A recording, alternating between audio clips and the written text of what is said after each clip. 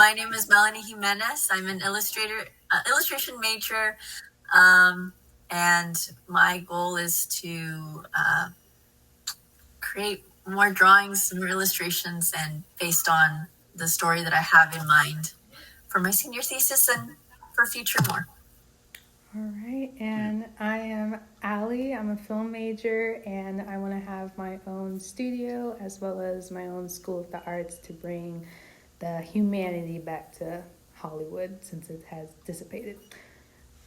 Yeah, and you say I want to, but you have to say I'm going to. I am going to, and that's on period. See what I'm saying? Manifest. My name is Lucio Rubino. I'm a writer, producer, engineer, studio owner, and I've been doing this for over 30 years, and I love to help people make their songs come to fruition and release as much beautiful music as I can until I die. Awesome. At home that I would record with, and then I started going to other studios and getting really interested in it simultaneously with playing guitar and bass and singing in bands, through high school and college, and out of college moving to Orlando. And then I remember spending a lot of money on a recording at one point that led to me getting a publishing deal with EMI in New York, and knowing the whole time that the producer looking over his shoulder and knowing that I could do this. So when I got a big check from my publishing company, I bought my first Pro Tools rig and started learning that craft. And then I started, kind of like doing, songs for my friends. And I was like, wow, I could make money doing this. And then I started recording my own music and then producing my own records. And then I ended up getting a record deal with Goatee Records in 2004 and produced my own records, and then, had somebody else mix it, and then was looking over his shoulder and going, well, I could do this too. And then I started mixing my own records and then recording and writing. I've always been a writer too. So like recording and writing for other bands, and toured all over, with that band, which was a band on Goatee Records out of Nashville called Storyside B. That was like 2005 to 2009-ish, and played huge festivals all around the country with bands like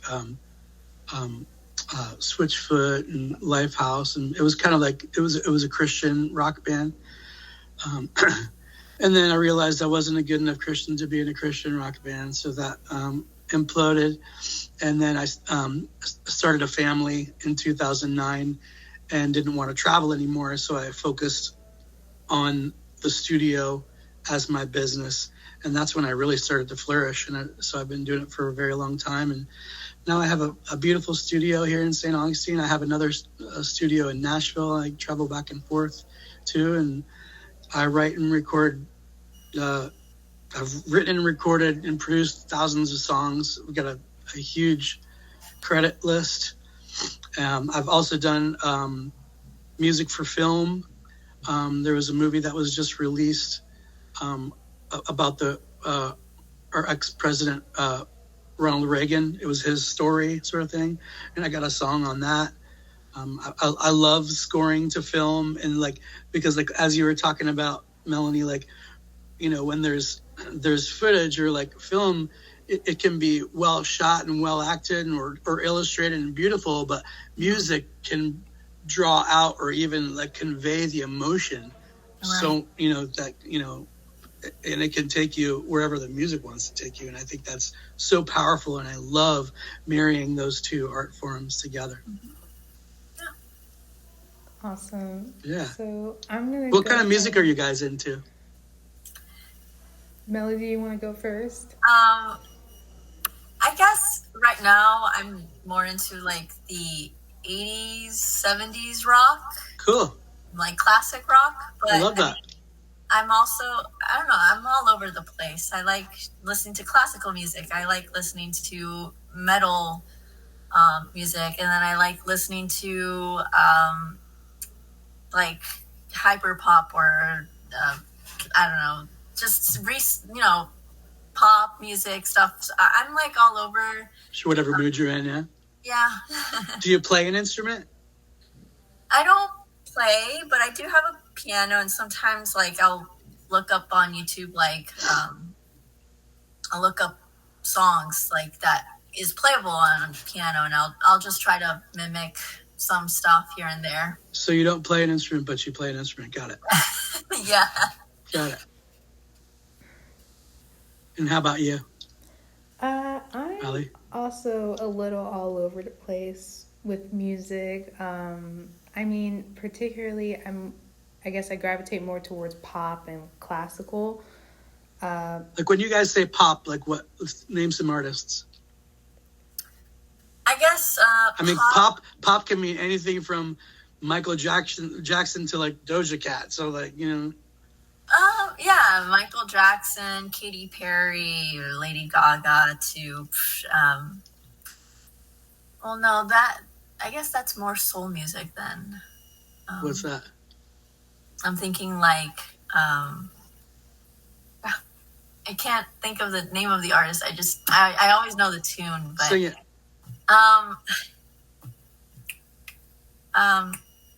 What is it called? Hold on. Let me actually bring it up because I love this song recently. It's been like in my head. Yeah, I want to hear it. And this is super casual with me, guys, especially it's just the three of us. We're just kind of getting to know each other, and the more we get to know each other, we can figure out how to support each other, you know? Yeah. The Sacred Souls.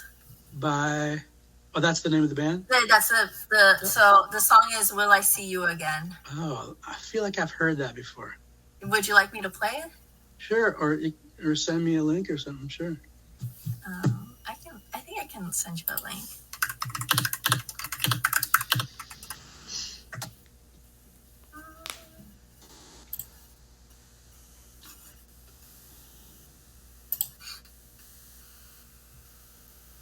Oops.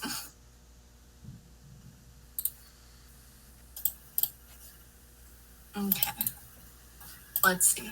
I think that should be the video.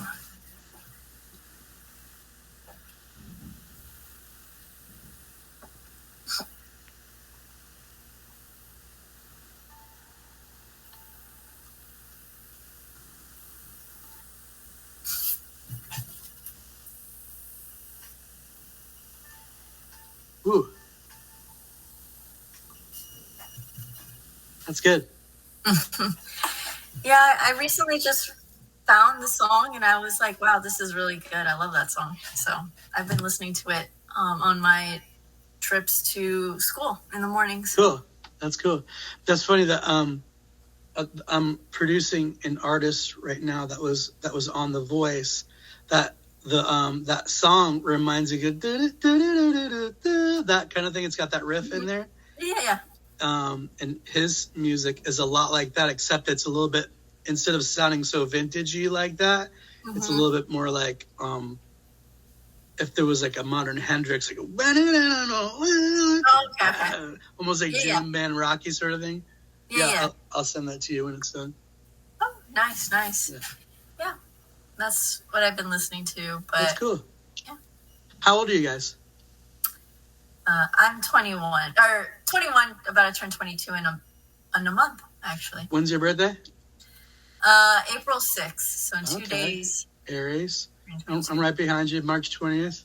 Oh, nice. Ali, I didn't finish your question about stuff you're listening to right now.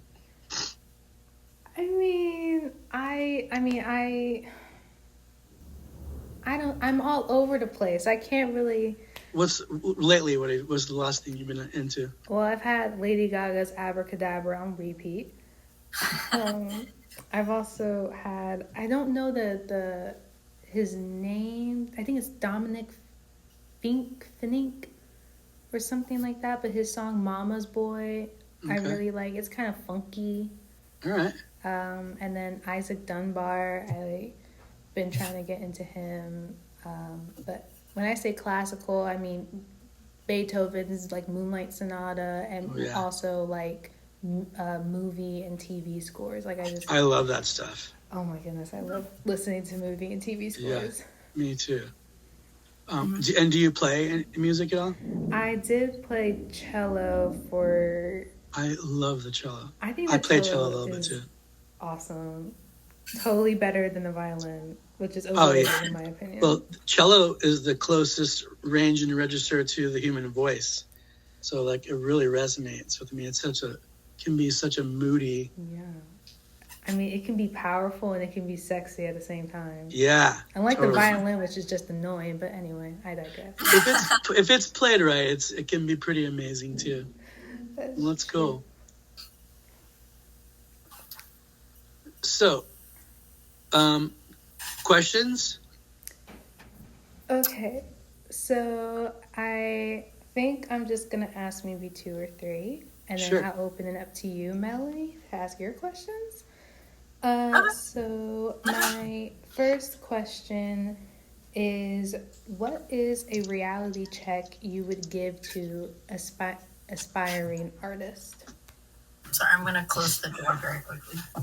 You're fine. Reality check. That's a good one.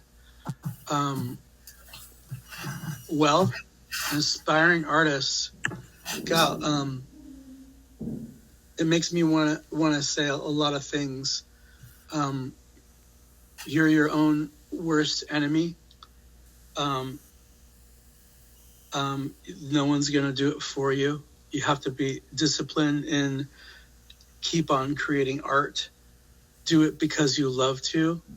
If it makes you money, that's great, but keep on doing what's true to your heart. Reality checks. If you are trying to make it a business for yourself, I have this 85-14-1 rule. Have you ever heard that before? No. So of all the writers or even elite writers and musicians of the world, 85% of them are never going to be able to make it their living. Then there's the 1%ers that are like the shooting stars, the Lady Gagas, those Michael Jackson, the ones that are just like, they're just there. But there's that 14% that are good and have enough business sense to be able to take their art and make it what they do for a living. And that is, if you guys want to do that, that's what, it's a happy place to be. I've been doing this for a long time. I make good money. I'm happy with what I do. I've brushed with the 1% stuff. I've had a bunch of near misses, but at the end of the day, I still feel a lot of success because I've done a lot of cool stuff. I'm able to love what I do. I have a beautiful home on the water. I have a great studio. I've got 4 kids that are supported, and I don't have to do, I don't have to push boxes or clock in or do some boring job that I don't like to be able to do my art. So I feel like if you are going to try to make art your business, keep honing your craft and be the best that you can be, but know your market, know your business, find out what you're good at, and figure out how to turn that into business. You have to kind of be a business person as well. You know what I mean? And when you say reality check, was there something kind of like that you were thinking? Like, I mean, reality check can mean different things to different people depending Right. on their life experience and where they are right now, I just wanted to know if you had like because I know a lot of people my age who are in this industry or want to be in this industry have this like idea where like they'll graduate college and some miracle will fall out of the sky and they'll be the next Beyonce or the next Spielberg. That happens, okay? But you can't rely on that, and you can't just wait around for it to happen. I'm a firm believer in manifestation. Not to over spiritualize this, but music is a very spiritual thing. And no matter what your religion is, or if you have a religion, the way that the universe works is you know what you want to do or what you want to achieve, and you put it out there. You say, this is what I'm going to do, and be thankful for it. And then you just take one step and one foot in front of the other towards that goal, what you know how to do today. You may not know exactly everything that is going to happen or how to get there, but if you're open to that and you're powerful and intentional about your goal, those doors will open, because as you open your mind to that, the universe is just going to put those opportunities in front of you all the time. Yeah. And it's working smart, honing your craft, not settling, putting yourself in the right positions, surrounding yourself with people that are doing it, being powerful, being confident, don't say sorry to be there. You're there because you deserve it, but don't be cocky. You know how they say it's all who you know? Mm-hmm. Well, those people have to like you too, so it's about the hang factor in the arts. It is. It's like, can you be cool around people? And I'm not saying cool as in like the cool kids. I was never a cool kid. But I was steadfast about what I wanted to do, and I didn't give myself another option. And if I didn't get invited to the party, I have my own fucking party.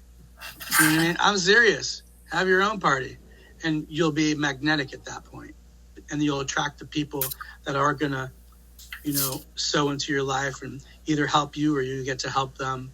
Yeah, I totally agree with that.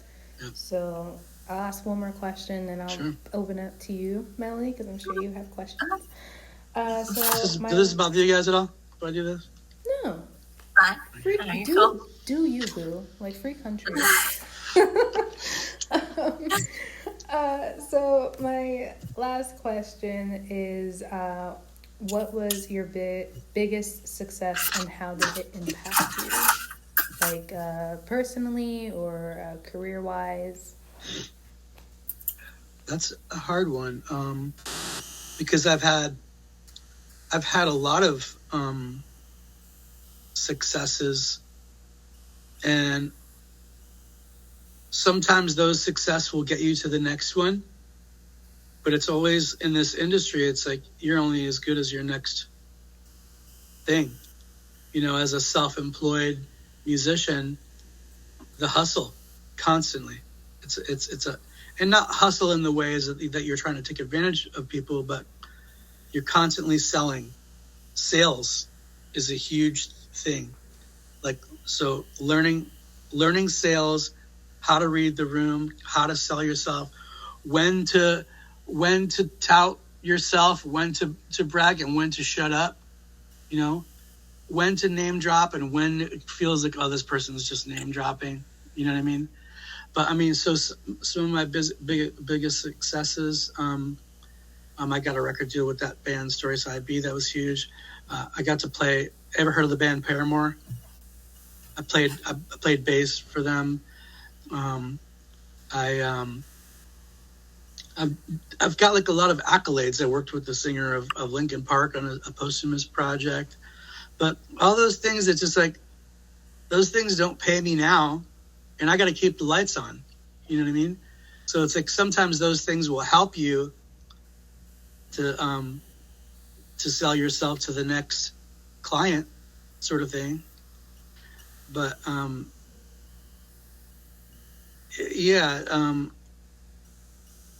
other successes.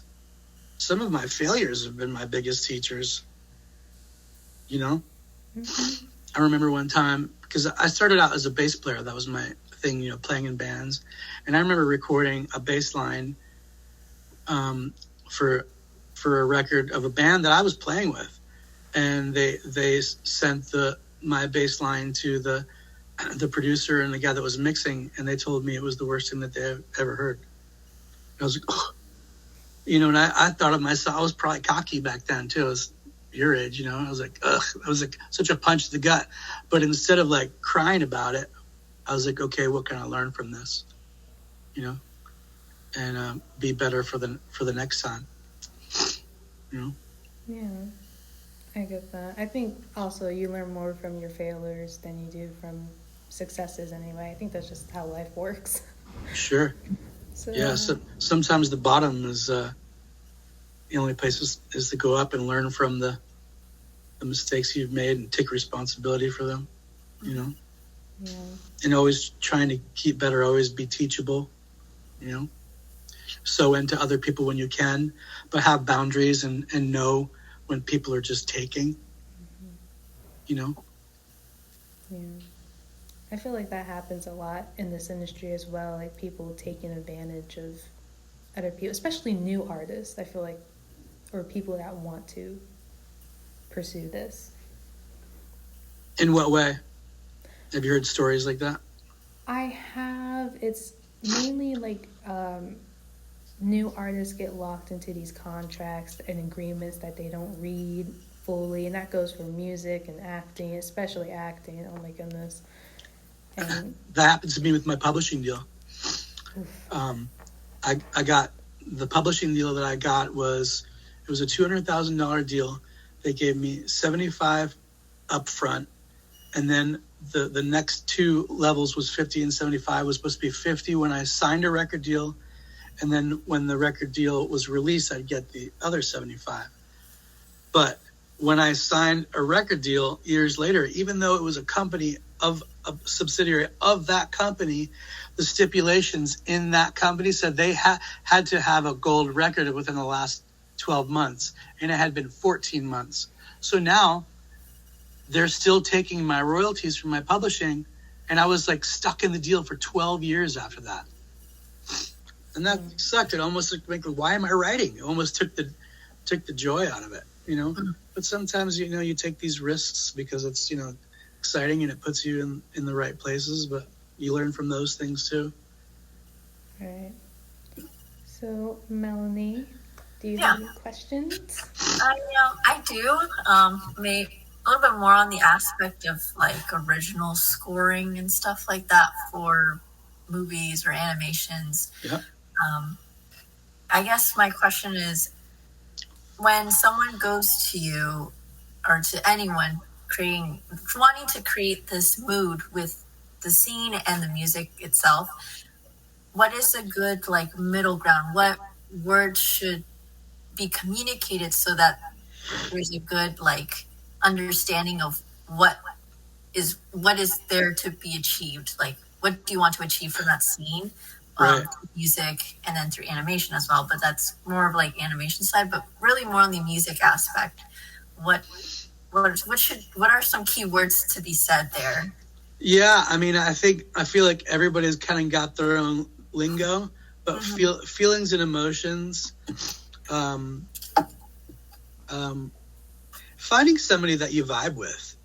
And I think, you know, when you're looking for a composer, finding somebody that's, first of all, in your price range, you know, because that can be a limitation, but also finding somebody that's clicking, and you're going to know right away when that kind of magic is going to happen, where you're like, oh, yeah, that's what I meant. You know what I mean? Or just finding the right person that just gets it. Sometimes you don't even have to talk. You know what I mean? I'd love to see some of your stuff, honestly. Yeah, if you ever wanted to try that out with some of your animations and see what we could come up with, that would be a lot of fun. So one of my things, or my idea for senior thesis that I'm still trying to work out the kinks for, is I'm really heavily inspired by like very dystopian stories, right? Like Aliens is one of the big things that really gets me like, wow, this is a really good, well-written story that has background and key elements to other classic stories, right? And then I also like different short stories, like I Have No Mouth and I Must Scream, and also like sometimes music as well. Also, like the mood of the music, how it sounds. Sometimes it's like, wow, it invigorates my brain into creating more stories. And so my senior thesis is really based on trying to create creating a story, an illustration piece based on those aspects with morality and stuff. And sometimes I have like this scene in my brain, and I still have to draw it out. But I have this scene in my brain. So you're actually an artist. You actually draw. Yeah, I draw. Awesome. That's cool. And my scene is like someone leaving Earth, and like their last look of Earth, they're like, they turn to the window that's right next to them, and they see Earth in all of its glory and beauty, and then it slips away. And I want that scene convey that with music, right? Yeah. So the words that maybe if I would use and correct me if I'm wrong, would be like, there's something special there. There's memories, but there's also a little bit of sadness in there. There's a somber, a pulling. Yeah, and there's chords and instruments that will bring those, Yeah, that's what I've been trying to like figure out, because I don't know really like the music aspect of creating. I'm not really a musician. The only closest thing that I've ever gotten was really chorus, or going to the piano and just going on YouTube and stuff. So it's not really my field, but it's still the art, and I love. What's stopping you from digging into that a little bit more? Really, I think it's just understanding music, like learning, I guess, music sheets, and just learning the language of music, because I have you don't have to know how to write. You don't know how to write music or anything to know what you feel and be able to hit a key on the keyboard and go, that sound, and what the next note that was playing with it, what emotion, because you'll feel it. And you know that well. You know your feelings. You know what feelings those notes will bring out to you. So I would encourage you to just explore that. Okay. Yeah. I'll try it. I mean, or come to the studio with somebody that knows or has the tools are important too, right? Yeah. But yeah. Yeah. I think a lot. Let's do that together. Let's try that. I think I'd be happy to spend some time with you with that. Yeah, I think something that really I want something close to it, but not obviously like be it, is the song Claire. I hope I'm pronouncing this right. Claire de Lune. Yeah. I love that piece. I love that piece so much. It just creates this feeling in me that I don't think any other classical piece can. I know the song, but I'm trying to remember how it goes. Hum it. Bum, bum, dun, dun, dun. I can play it for you if you'd like. I don't know if my microphone is picking it up. Yeah, I've recorded it. Somebody came to play on the harp one time. I recorded it, but I know the song. I just can't remember the. Can't. Here, I'll pull it up.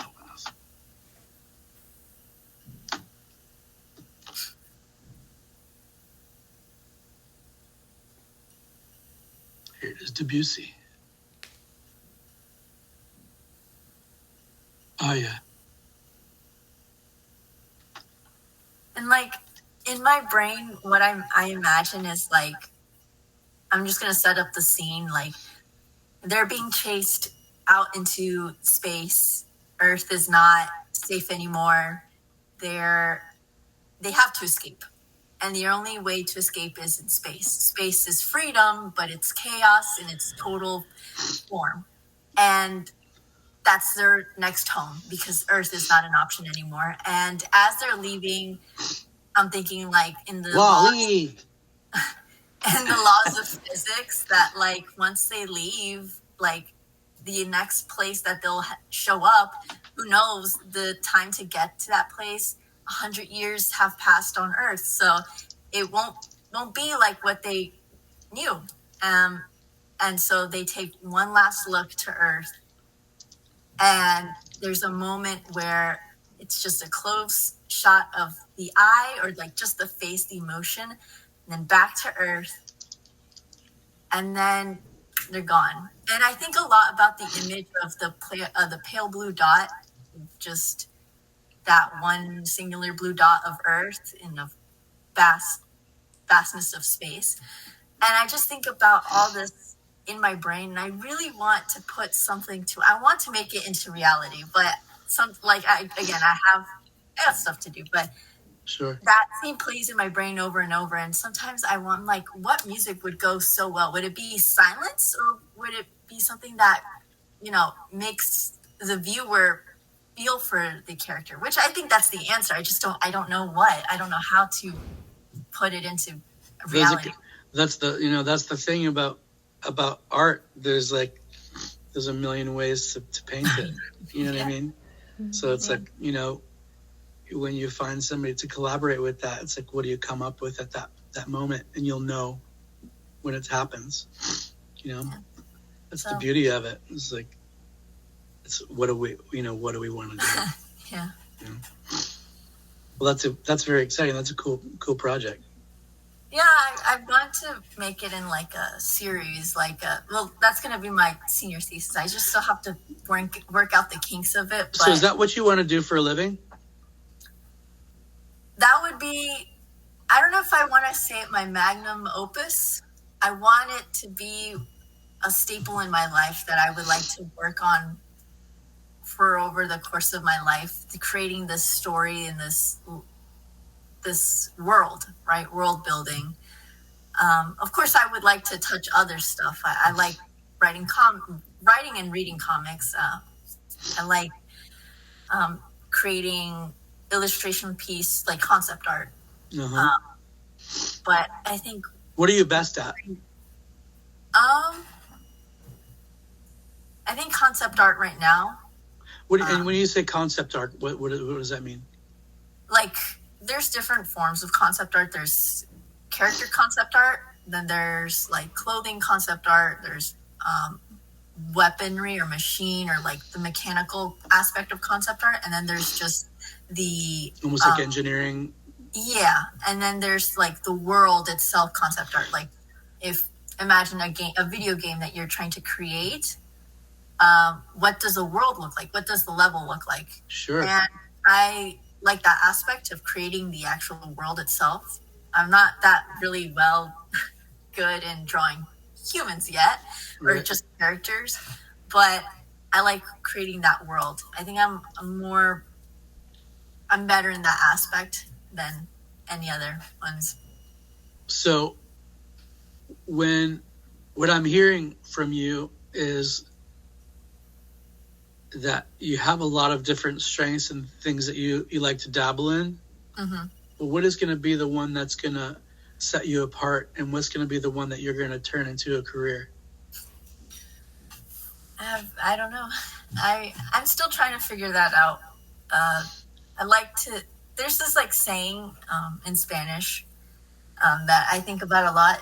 It goes, mucho abarca, poco aprieta, which means like you take a lot of stuff in, but the more you take, the less like control, or like you can't squeeze it, and so it drops. That's basically how the saying goes. That's what I'm hearing from you. I'm one of my fears is that I can be good at a lot of things, but there's one thing that I'm not, or like I can't have my one star strength thing. So I'm like, What do you mean? What do you mean you can't have your one strength thing? Like, I'm sort of like half good on a lot of things, but then the one thing that I want to focus, I don't put all my energy in it, or like it's not my number one strength, because I've shared so many of my like imagination or just creativity into so many things, and not into the one specific thing that I want to actually achieve. Huh. I think that you've told yourself what your work is. At choosing a focus. So. And I also feel like you don't necessarily need to know that right this moment, Mm-hmm. but keep doing all those things, and they'll kind of flush out. For me, I didn't start as a producer, but for instance, because I resonate with what you said about having a lot of you're pretty good at a lot of different things. That can be a superpower too, because for instance, as that pertains to what I do for a living, like I'm not the most virtuoso on one instrument, but I can play a lot of instruments. I could do drums, bass, guitars, I could sing, vocals, keys. And so what that gives me the ability to do is take all those elements and produce a song. And that becomes my service. And because I can do all of those things, people don't have to hire out all of those other things. So I can be a one-stop shop for artists. And then I get all the money. So all those things that you're good at, what is a service that you can create that you need all of those things in one? You know what I mean? And then you turn all of those, jack of all trades for lack of a better term, but you turn that into your superpower. You know what I mean? Yeah, no, totally. I understand. Yeah, that's just what I'm sort of like thinking about now. Yeah. I still got time before I graduate, but it's still something that I need to still think about because it's, Yeah, and still keep honing it. Honing those crafts, and you'll start to know what you might start getting freelance jobs for maybe one thing that you keep putting stuff out. You know what I mean? That your best stuff, and people will be like, oh, Melanie's pretty badass at this. What if I hire her for that? You know what I mean? And you might start getting jobs for that, and that might lead you down a path. Right. But you got to put yourself out there. Don't be afraid. Be confident in what you do. Learn sales. Got to learn sales. Yeah. Especially in this world that's where it can be pretty male dominated.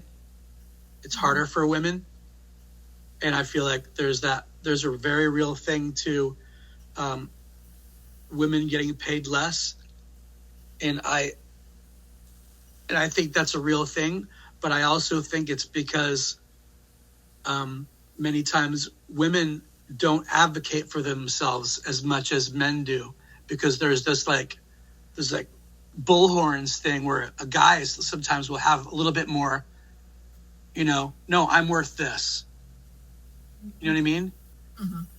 And you got to have a little bit of that.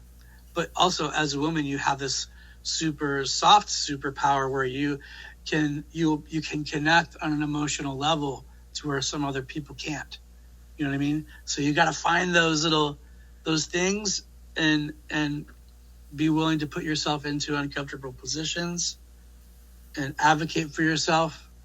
And it's learning sales.